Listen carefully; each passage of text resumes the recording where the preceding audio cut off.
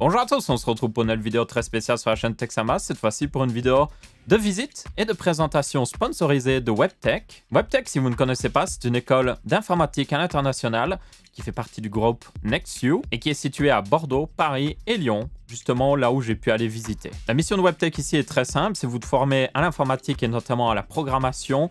Les trois matières principales d'ailleurs du cursus sont Symfony, qui est du PHP basiquement, les IoT, donc l'Internet des objets, donc des objets connectés et tout ça, et enfin Java. Donc ça, pour ceux qui aiment bien regarder des vidéos Minecraft par exemple, ça devrait vous parler. À la fin de leur cursus d'ailleurs, vous aurez un diplôme reconnu par l'État, en Bac+5, qui vous permettra notamment de travailler dans pas mal de milieux de l'informatique, et même chez des grosses entreprises un peu partout dans le monde. Et c'est d'ailleurs l'un des focus de justement WebTech, c'est de vous former professionnellement et aussi à l'étranger. Donc vous aurez des cours en France, 2 mois de cours à l'étranger chaque année, ainsi que 4 mois de stage en entreprise. Pour en apprendre plus sur l'école, j'ai donc été sur leur école de Lyon, qui se situe juste au bord de la Saône avec une magnifique vue d'ailleurs. Enfin, des fois, il y a des camions qui passent, quoi. Du coup, au premier abord, on pourrait croire à une école assez normale. Vous avez des classes avec des professeurs et des élèves qui font des cours académiques. Vous avez des salles un petit peu plus par contre là qui vous feraient penser à une entreprise de la Silicon Valley avec des espaces très ouverts, beaucoup de gens qui travaillent ensemble, qui collaborent ensemble. Ça, c'était très intéressant. Mais le plus intéressant, c'est justement l'une des classes qu'on a pu visiter en particulier. C'était un petit peu, comme il appelle, l'atelier de création. Et dans cet atelier, il y avait à peu près tout en fait. Notamment plusieurs imprimantes 3D qui permettent aux élèves de créer un petit peu ce qu'ils veulent. Et d'ailleurs, c'était l'un des buts du cours qu'on a visité. Les élèves ici devaient créer une serrure connectée qui pouvait se déverrouiller évidemment via téléphone ou autre. Et en plus de ça, ils devaient créer la partie électronique avec un Arduino et contrôler justement cette serrure. Et ils devaient même fabriquer au final la serrure avec par exemple les imprimantes 3D. Et en plus de ça, comme on peut voir, les élèves étaient plutôt libres. Ils pouvaient travailler par eux-mêmes. Ils peuvent d'ailleurs venir après les cours quand ils veulent travailler sur leur projet. Mais s'ils ont la moindre question avec leurs professeurs, ils peuvent leur demander. D'ailleurs, beaucoup de professeurs faisaient partie de milieux professionnels. C'était des alternants qui venaient en plus de leur travail pour donner des cours, ce qui permet évidemment d'avoir une formation beaucoup plus d'actualité avec des personnes qui sont réellement dans le milieu dans lequel vous voulez travailler. Et du coup, pour en apprendre plus, j'ai justement été poser quelques questions aux élèves pour qu'ils puissent nous parler justement d'un petit peu ce qu'ils ont comme ressenti sur l'école. En troisième année, en rentrant donc dans cette année-là, ils nous ont proposé un nouveau parcours qui est une sorte de parcours double diplôme. Donc ça veut dire qu'à la fin de l'année, si tout se passe bien, j'aurai un bachelor en web marketing à l'ESSEN et un bachelor en développement sur WebTech en fait. Déjà le programme est assez complet et vachement plus poussé que ce que j'avais fait avant. Donc par exemple du Java, du NoSQL, tout ce qui est Angular après et Ionic aussi. Et tout ce qui va être code d'application, là on voit un peu de tout.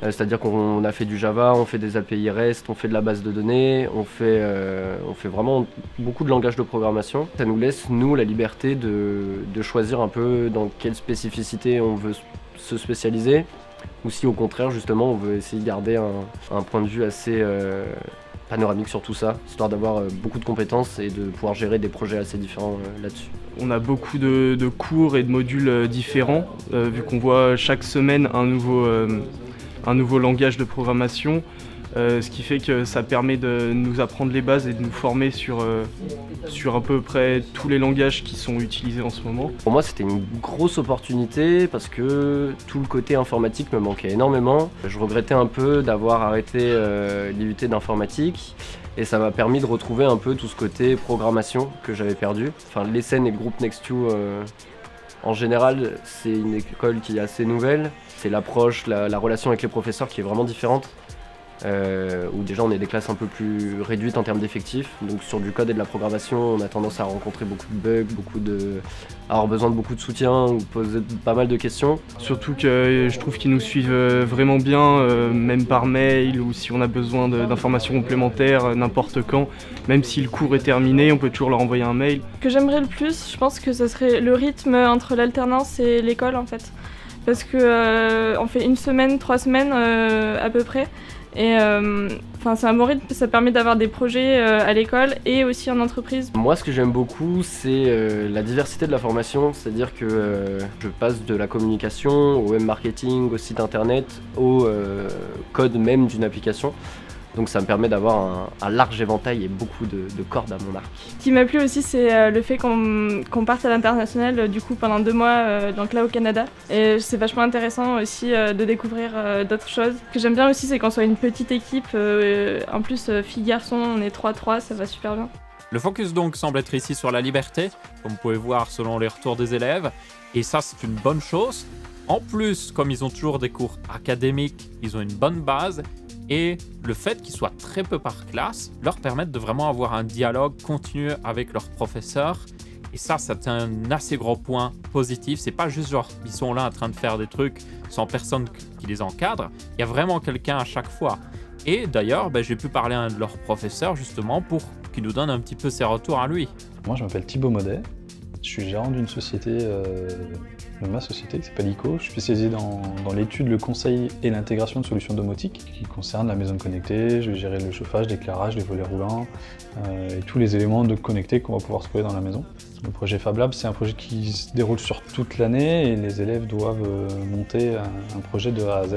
C'est ce qu'ils trouveront après dans le milieu professionnel. On n'a pas toujours toutes les clés en main et il faut savoir aller chercher les informations, demander aux bonnes personnes, trouver des intervenants pour pouvoir nous aider, ainsi de suite. Justement, tu parlais que les élèves avaient beaucoup de liberté. Est-ce que c'est facile à gérer justement pour eux? Alors je pensais que ce serait super simple pour eux et hyper bénéfique et justement j'en apprends aussi moi là-dessus. Avoir trop de liberté, on se perd au final. Et c'est là tout l'intérêt d'être capable de les accompagner.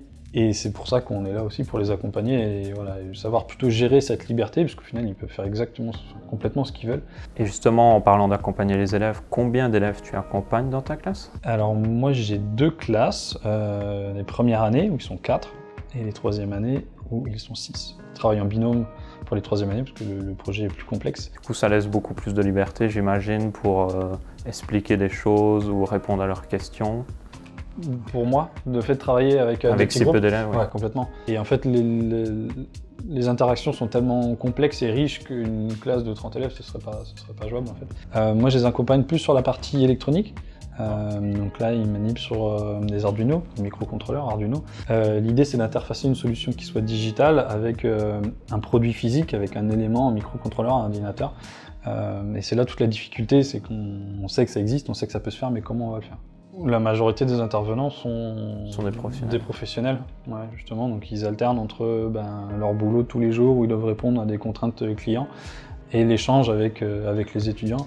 Et je pense que là tout l'intérêt, c'est que on a des problématiques tous les jours qu'on peut présenter aussi comme sujet, qu'on peut s'en servir pour enseigner voilà, des contraintes, des problématiques, comment y répondre et comment bien y répondre, quoi. Des problèmes d'actualité qu'un prof plus traditionnel ne serait pas forcément... ou perdrait peut-être avec le temps, voilà. Là, on est vraiment au cœur même des solutions technologiques, puisqu'il faut que nous, en tant que professionnels, on soit à jour pour nos clients. Est-ce que toi, justement, tu en retires aussi quelque chose d'un point de vue d'apprendre comme ça? Alors moi, j'en apprends énormément, puisque du monde de la domotique, je suis intégrateur, donc c'est plus la partie électronique que je maîtrise. Toute la partie développement, je connais, j'en ai des notions, mais très peu, et j'en apprends tous les jours avec les étudiants. C'est là tout l'intérêt aussi, c'est que voilà, eux ils s'éclatent, et moi aussi je m'éclate parce que j'apprends plein de choses, et je leur pose des questions. Alors il y a des fois ils croient que c'est des pièges, mais en fait c'est plus pour moi, voilà, par curiosité, savoir comment ça fonctionne. Et il y a des échanges comme ça qui se créent, et ça leur fait penser à quelque chose, et du coup moi je m'enchéris, voilà. Ce fut une conversation assez intéressante. Mais ça m'a laissé un petit peu plus de questions justement sur le programme, parce que je me demandais un petit peu justement comment sont gérés d'autres aspects du programme des élèves. C'est donc pour ça que j'ai été voir directement Mickaël, le responsable des programmes de l'école, et j'ai pu lui poser aussi quelques questions. Alors moi c'est Mickaël, je suis responsable des programmes à WebTech Lyon. Le but de la formation WebTech, c'est de proposer à nos étudiants une démarche d'apprentissage autour des compétences du web, mais pas que.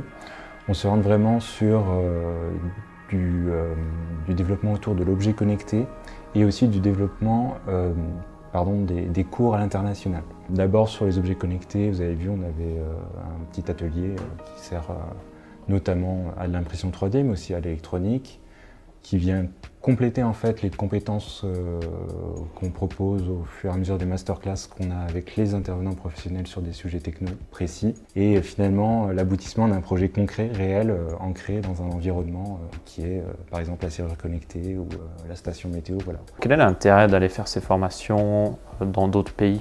Ça permet d'être confronté à des professionnels qui ont une culture du travail un peu différente. Donc par exemple, voilà, au Canada, il y aura développement de jeux vidéo.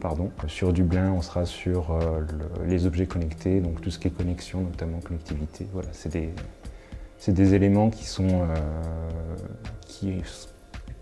mis brique par brique, forment un tout.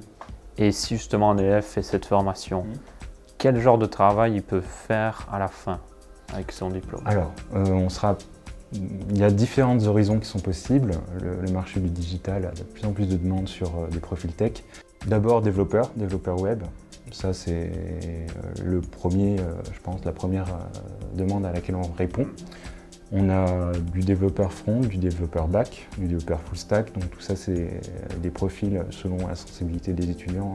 Et on a aussi après des métiers complémentaires liés au SEO par exemple, au référencement naturel. On a aussi tout ce qui est data, donc cloud, architecture cloud, voilà, c'est des profils plus ingénierie, voilà, base de données. L'idée avec cette démarche, c'est plutôt de leur donner la casquette de chef de projet technique, avec leur prendre le temps de donner une vision d'ensemble, d'avoir la vision code, la vision électronique. C'est ancrer vraiment le code dans un environnement et un projet qui dure au cours de l'année, un projet fil rouge, qui permet d'avoir une finalité, qui se termine avec une soutenance auprès d'un jury professionnel. On a besoin d'un expert sur Java, on va recruter quelqu'un qui fait du Java dans son quotidien de professionnel et qui a aussi l'appétence pour expliquer et initier nos étudiants au Java sur un projet concret et noter et voilà, avancer dans cette démarche. C'est un cursus de 5 années sur WebTech, donc les 2 premières années sur du BTS SEO, puis après à partir de la 3e année on est sur du Bachelor, Master 1, Master 2.